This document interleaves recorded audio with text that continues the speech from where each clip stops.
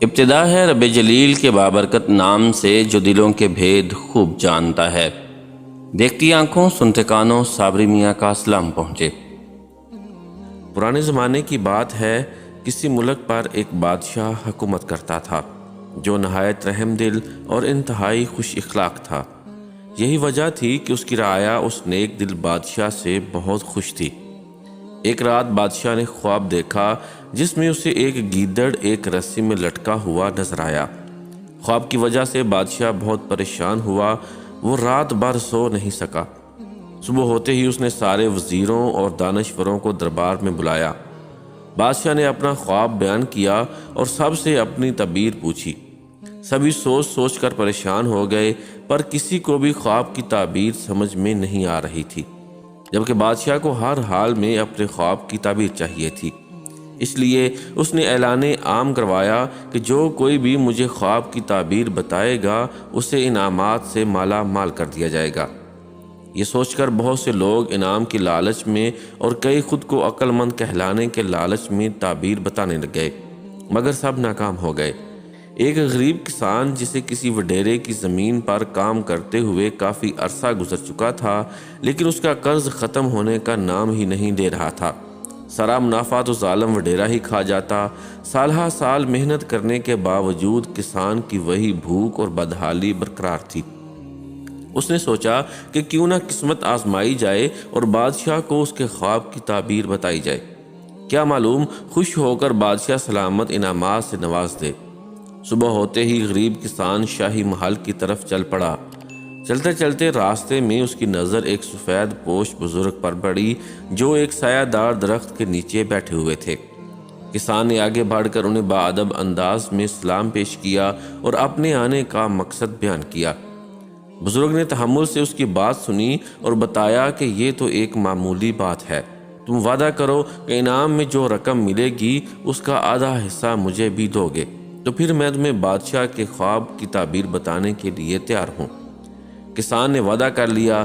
اس بزرگ نے خواب کی تعبیر بتاتے ہوئے کہا، گیدڑ فریب اور چالاکی کی علامت ہوتا ہے، اس کا رسی پر لٹکنا اس بات کو ظاہر کرتا ہے کہ ملک میں فریب اور دھوکے بازی بڑھتی جا رہی ہے، اس لیے بادشاہ کو ہوشیار ہو کر رہنا پڑے گا۔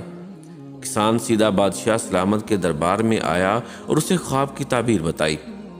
بادشاہ کو خواب کی تعبیر پسند آئی اور خوش ہو کر کسان کو مالا مال کر دیا۔ سارے مال سمیت جب وہ واپس آیا تو اس نے سوچا کہ کیوں نہ میں سارا مال اکیلا ہی ہڑپ کر جاؤں۔ بزرگ کو اگر اس مال کا آدھا حصہ نہیں دیا تو وہ کیا کر لے گا۔ یہ سوچتے سوچتے وہ اپنے گھر پہنچ گیا۔ کچھ عرصہ بعد بادشاہ کو خواب میں اپنے اوپر ایک باریک دھاگے سے تلوار لٹکتی ہوئی نظر آئی۔ خواب دیکھ کر بادشاہ پھر پریشان ہو گیا۔ آخر اس نے کسان کو قاصد بھیجا کہ اب وہ بادشاہ کے خواب کی تعبیر بتائے۔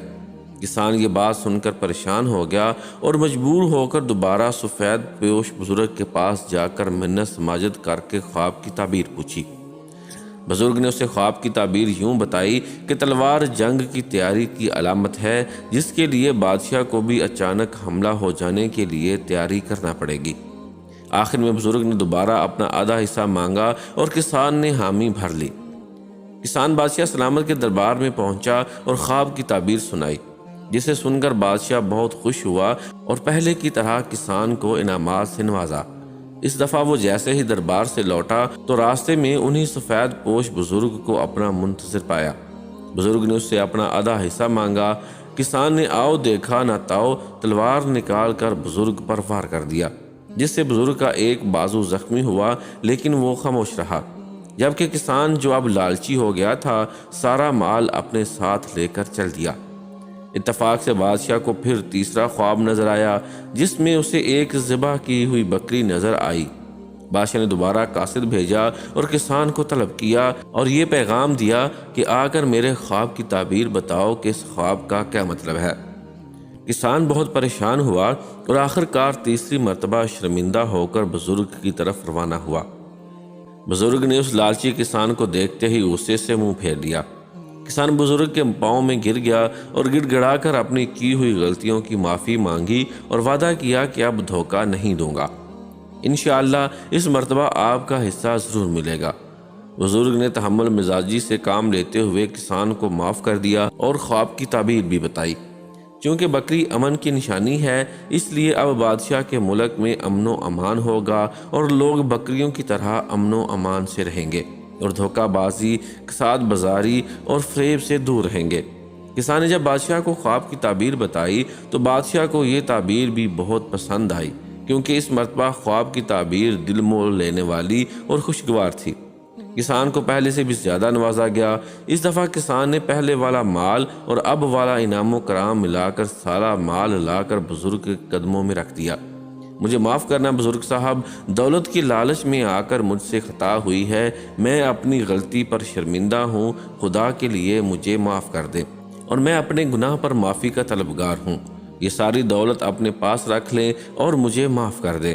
میں توبہ کرتے ہوئے وعدہ کرتا ہوں کہ اب زندگی میں کبھی کسی کو دھوکہ نہیں دوں گا اور دولت کی لالچ میں آ کر کسی کا دل نہیں دکھاؤں گا، اپنی اوقات نہیں بھولوں گا اور نہ ہی غرور و تکبر کروں گا، مجھے معاف کر دیں۔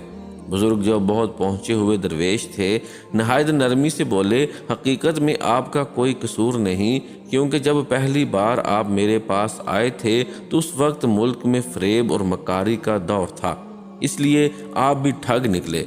دوسری بار آپ نے میرے اوپر اس لیے حملہ کیا کہ اس وقت سارے ملک میں خون ریزی پھیلی ہوئی تھی، ہر کوئی ایک دوسرے کے خون کا پیاسا تھا، مطلب کہ ملک میں فتنے کا دور تھا۔ اب تو ہر جگہ امن و امان قائم ہے، لوگ ایمانداری اور امن کی زندگی گزار رہے ہیں، اور تمہیں بھی تو اس ظالم وڈیرے سے نجات مل گئی ہے، اس لیے تم ایمانداری سے مجھے میرا حصہ دینے چلے آئے۔ بزرگ نے بتایا کہ مجھے اس مال میں سے کسی چیز کی ضرورت نہیں ہے، ہم اللہ لوگ بندے ہیں، ہمیں تو بس دین کی دولت نصیب ہو جائے، بس وہی اصل دولت اور کامیابی ہے۔ کسان اپنے آنسو پوچھتے ہوئے بزرگ سے مؤدبانہ انداز میں بولا، بزرگ جی میرے لیے کوئی نصیحت فرمائیں۔ بزرگ اپنی جگہ سے اٹھے اور بڑے ہی معتبرانہ انداز میں کسان کو نصیحت کرتے ہوئے کہنے لگے، اپنے سے بڑوں کا احترام کرنا، چھوٹوں پر شفقت کرنا، درخت لگانا مگر پھل کا انتظار نہیں کرنا، اور ہو سکے تو کوئی درسگاہ ضرور بنانا۔ نصیحت فرما کر سفید پوش بزرگ وہاں سے روانہ ہو گئے۔